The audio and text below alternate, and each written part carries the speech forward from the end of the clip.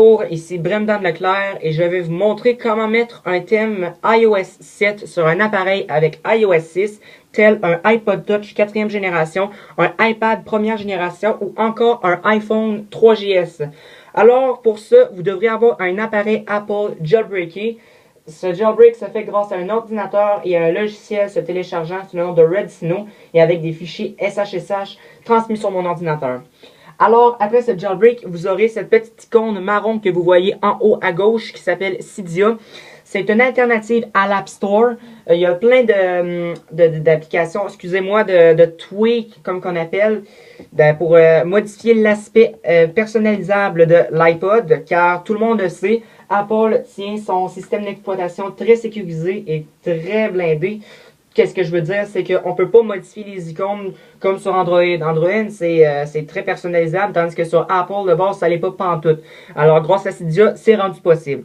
Alors, pour moi, comment on fait pour télécharger un thème d'iOS 7? Vous devrez avoir un deuxième programme qui s'appelle Winterboard, qui se télécharge très facilement sous le nom de Winterboard. Hein? C'est comme assez facile et assez... En tout cas... Là, on s'en va en bas à droite sur Recherche et vous écrivez dans une barre de recherche précédemment iOS 7 thème exactement comme qui est écrit en haut à gauche. Alors, quand vous aurez terminé, vous avez qu'à cliquer sur Installer en haut à droite, puis sur Confirmer.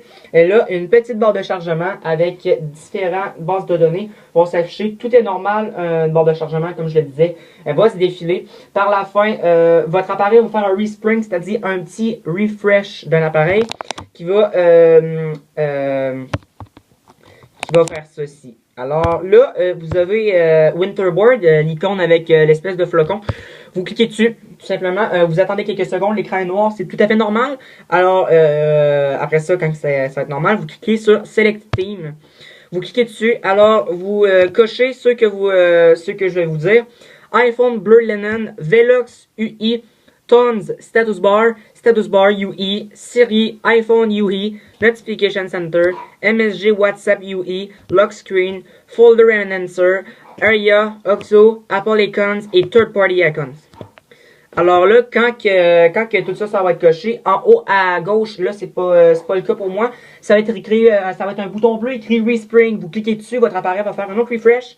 C'est tout à fait normal. Alors là, j'ai fermé Winterboard tout simplement. Et c'est ça.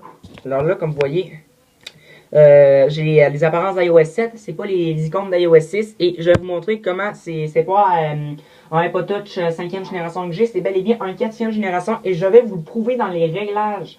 Alors, ça sera pas long. Et voilà, même les icônes des réglages, tout ça, c'est à la manière d'iOS 7. Les sliders, c'est à l'iOS 7 aussi.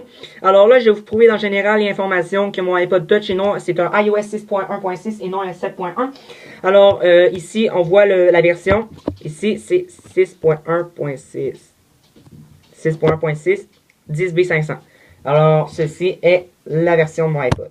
Alors, j'espère que cette vidéo vous a plu et vous aura aidé. Abonnez-vous à ma chaîne. Puis si vous avez des questions, n'hésitez pas à les écrire dans mes commentaires. Alors, bonne journée et aussi, soyez créatifs avec votre iPod, avec jailbreak. Et faites attention. Faites attention. Parce que ça peut provoquer des gros bugs. Ça m'est déjà arrivé que mon iPod ait planté plusieurs fois. Mais avec l'iOS 7 thème, tout ce que je peux te dire, c'est sans crainte. Ça marche à la perfection. Il n'y aura pas de bug là-dessus, je vous le promets. Si, admettons, il y a un problème, n'hésitez pas à me l'écrire.